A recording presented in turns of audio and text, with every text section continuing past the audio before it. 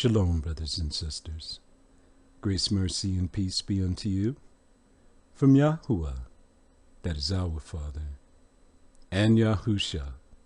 He is the Messiah, the one that carries the burden of Yah, his voice, our high priest, soon coming King.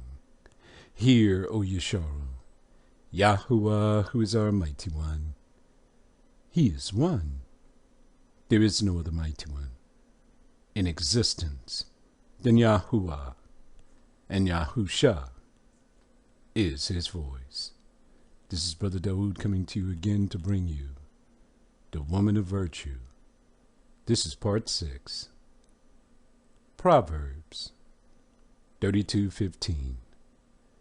She rises also while it is yet night, and gives meat to her household, and a portion to her maidens.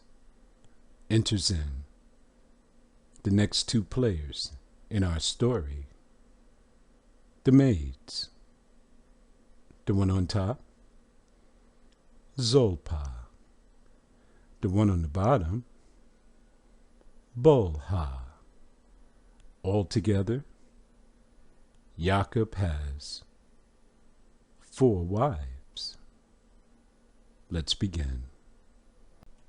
Barashat, chapter 30, 1-4. 1. Before we read verse 1, let's revisit the storyline where we left off. Yacab had a stellar day, a day of great pleasure. He's with the children, wonderful dinner, wonderful conversation. Then the end of the night, La'ah gave him dessert. He went to sleep. He woke up the next day. He went back to Rahel's tent. When he arrived, she was waiting for him, and she asked, "Where have you been?" And he said, "Well, I was hanging out with my children at La'ah's tent." Then she said, "Did you sleep with that woman? Did you sleep with my sister? Did you sleep with your wife?" And Yacab said, "Yes." And when Rahel saw that she bare Yacab no children, Rahel envied her sister. She was jealous, and said unto Yacab, "Give me children, or else I'm going to kill myself." She's in great distress, and she should be. Her womb is closed. All of the women in the community look down upon her. She's ashamed. She was caught up in the whirlwind, a spiritual battle to build the nations that would rule the world. 2. And Yacab's anger was kindled against Rahel. Why is he angry at her? Well, she just blamed him for not having children. "Give me children, or else I will kill myself." And Yacab responded, "Am I in the Alayam's stead, who hath withheld from you the fruit of your womb?" How did he know this? Well, he's in communication with them. Her womb was left closed, while La'ah's womb was open. 3. And she said, "Behold, look, here's my maid, Bolha." Really, Bolha is my sister. She's from my father. She's my sister from another mother. Go in unto her, and she shall bear upon my knees, that I may also have children by her. Is this lawful? Can she use a surrogate? Well, listen to what Jacob said. I'm too holy. I'm too righteous. I'm fire baptized, Holy Ghost filled, speaking in tongues. Hakananasanda. I cannot commit adultery with that woman. I cannot commit fornication with that woman. 4. And she gave him Bolha, her handmaid, to wife, and Jacob went in unto her.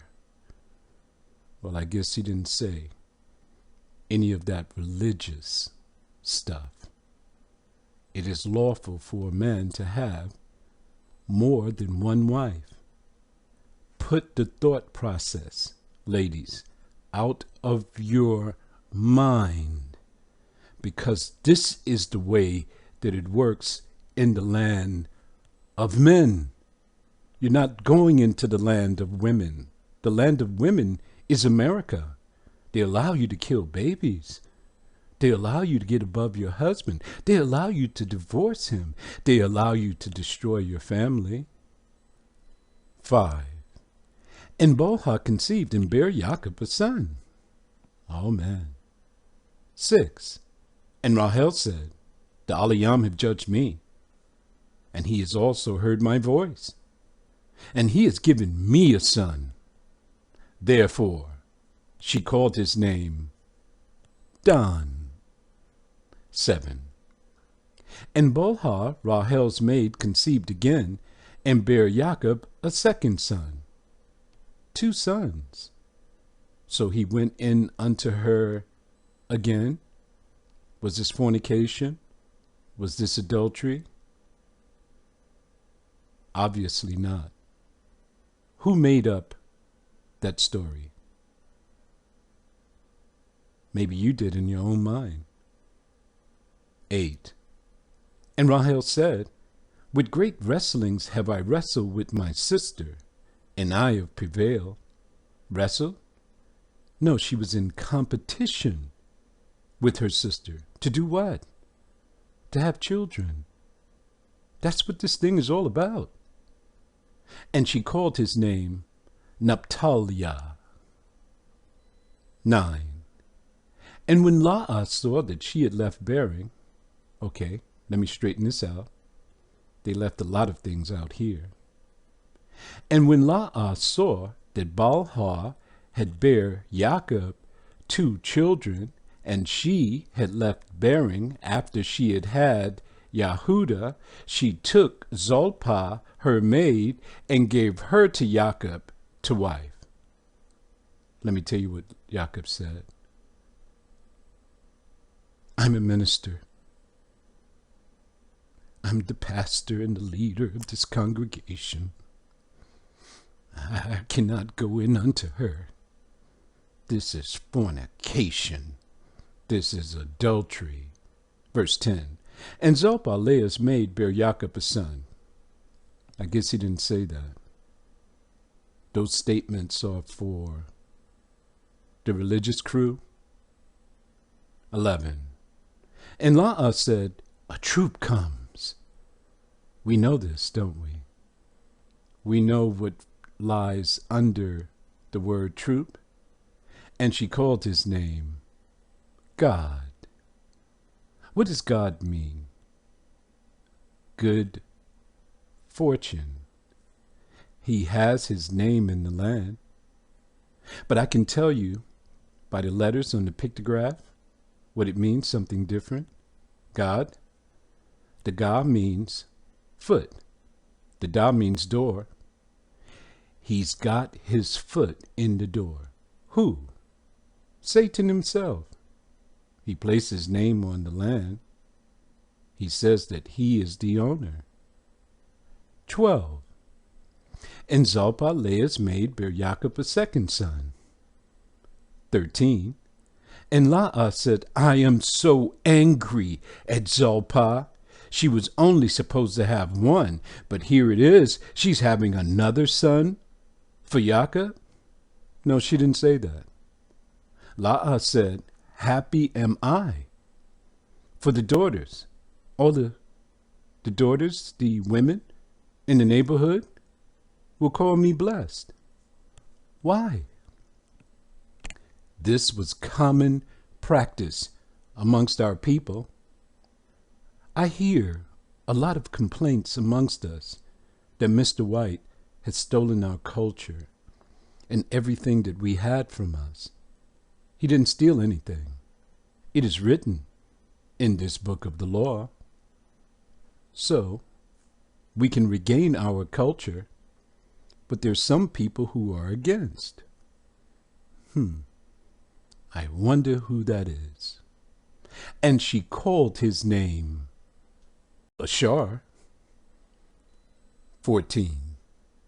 And Ralban went in the days of the wheat harvest, and found mandrakes in the field. Mandrakes? What is that? Well, it's a root. It's a plant. It's a flower. It's a weed. It has medicinal properties.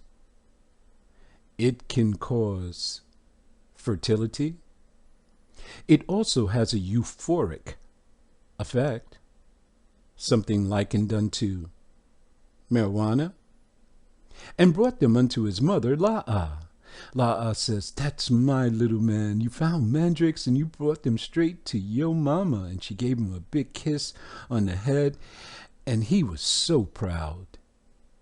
And when Rahel heard that La'a had mandrakes, she came to her tent and she says, could you give me some of those mandrakes, please?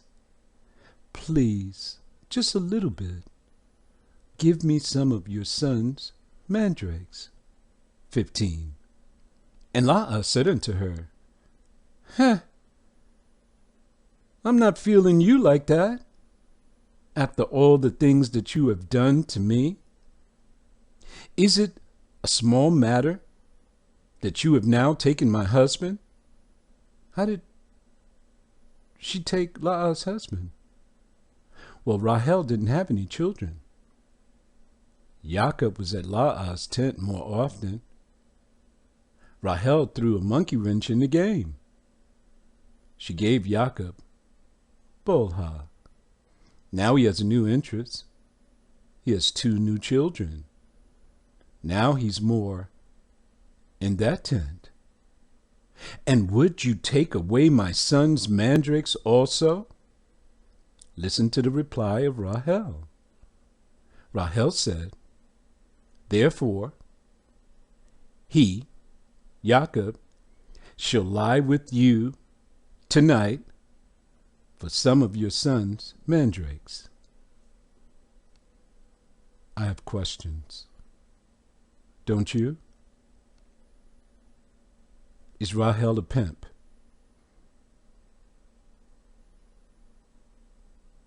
Is La'a a John? Hey, Yahuda came from her womb. Was he a John? Tell me something. Who's the prostitute? Is it Jacob? Is it lawful for a wife to pimp her husband to his other wife? Can you find it? I still haven't had an answer for if it's lawful or unlawful for a man to purchase a prostitute. I mean, I've seen vague things, warnings about lying with them. We need to see the law where it says, you shall not go in unto a prostitute. You shall not purchase a prostitute. I'm still waiting just for one person to show me. Well, is it lawful here for Rahel to pimp Jacob? 16. And Jacob came out of the field in the evening, totally unaware that he's been sold. And Laah went out to meet him. She's hiding in the corn stalks, waiting to ambush Jacob. And Jacob is coming down through the corn stalks, and he's humming because he had a very productive day. Shooby-dooby-doo, shoo-dooby-dooby. And Laah jumps out of the corn stalks and says, "You must come in unto me." In other words, you got to hit this tonight, baby. The reason? For surely, without the shadow of a doubt, I have hired you. I have purchased you. I have paid the fair price with my son's mandrakes. Man, Laah cannot hold water, can she? She told him what he must do, why he must do it, because she paid for him. He is her prostitute. He is her property for tonight. And then she told him how much he paid with her son's mandrakes. And Jacob said, "I am too holy. I am too righteous. How dare you pass me around as though I am some piece of meat, as if I am a common whore?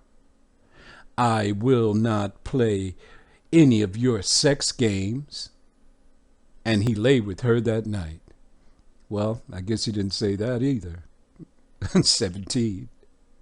And the Alayam hearkened unto Laah. What are you talking about? She is a John. She just purchased a prostitute who happens to be her husband from her husband's pimp, who is her sister, Rahel. Dude, it sounds kind of twisted, right? And the Alayam has no problem with it. Why do you? And she conceived and bare Jacob the 5th son. Go ahead, Laah. She knows how to get these things done.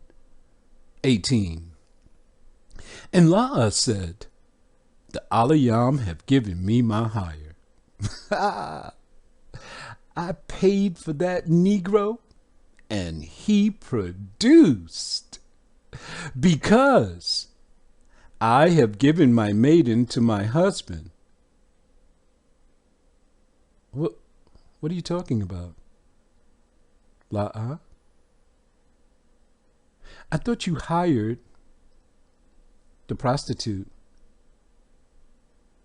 who happens to be our patriarch, Jacob. I thought you hired him for yourself, and he lay with you that night. How does your maid Zolpa come into the fray? Listen to what she is saying here. And Laah said, "The Alayam have given me my hire, exactly what I paid for." Listen to what she's going to say next. Because she's given the reason, I have given my maiden to my husband. I have questions. Was this a twofer? Is it unlawful for Jacob to lie with 2 of his wives at the same time? Let's make it more interesting. Is it lawful or unlawful for him to lie with all 4 of his wives at the same time? No homosexual activity, no lesbian activities between the women. All of them are focused on Jacob to give him pleasure so that they can get a seed. Is it unlawful? Okay. Let's see what could have happened just by reading the story here. When Laah purchased Jacob, You know, the prostitute. Yeah.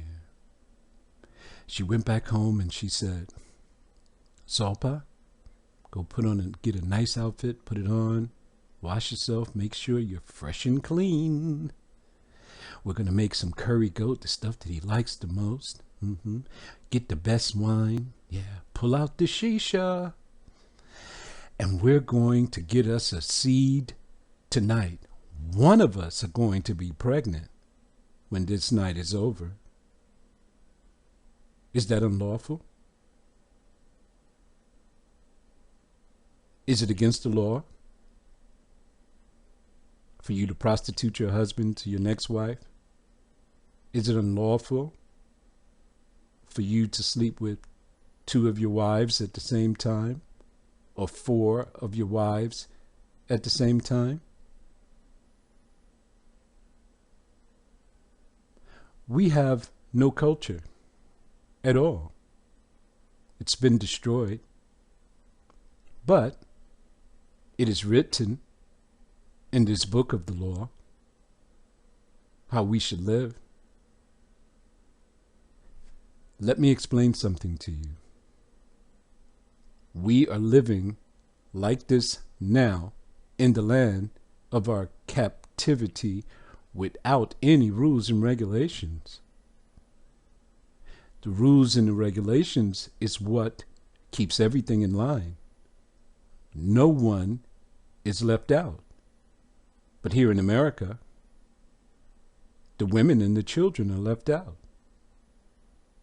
I think it's time for us to return to the old way, which is the good way, that we may find rest for our souls.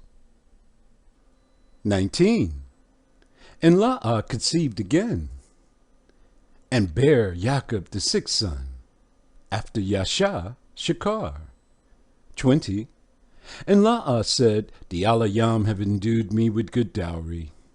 Now will my husband dwell with me, because I have borne him 6 sons. And she called his name Zabaloon. 21. And afterward she bare a daughter, and called her name Dayana, the only female out of all of the children of Yaakov. Remember, she got in trouble. She went to visit her friends in the city, and then she went and lied with one of the princes of the city. Now you see where these laws come from? 22. And the Alayam remembered Rahel, and the Alayam hearkened unto her, and opened her womb. Praise be to Yahuwah. Your mercy endureth forever. She was caught up in the whirlwind of nation building. Her womb was closed. She was put to shame. She was in great distress. Now the Alayam have hearkened unto Rahel. Remember, Rahel is a woman of great virtue. She waited 14 years for Yaakov. She obeyed her father and stayed in that tent and watched the man that she loved being given away to her sister. 23. And she conceived and bare a son, and said, the Alayam have taken away my reproach. They have taken away my shame. Now I can walk in the village amongst the people with my head held high. 24. And she called his name Yahusep, and said, Yahuwah shall add to me another son. Who told her that? Did the Alayam tell her that? Well, it's true. The other son would be Banyaman. He would not be born in Haran, but in Canaan. But look at our brother from our other mother. Now you see where they coined the phrase from? It's from our book, from our history. This is how we lived. This is our culture. Our brother Yosef ruled Egypt. He was powerful. He saved his family in the famine. Jacob was so proud of him. 25. And it came to pass when Rahel had borne Yosef, that Jacob said unto Laban, send me away, man, that I may go to my own country. Yeah. At my own place. 26. Give me my wives and my children for whom I have served you, and let me go, for you know my service which I have done for you for these last 14 years.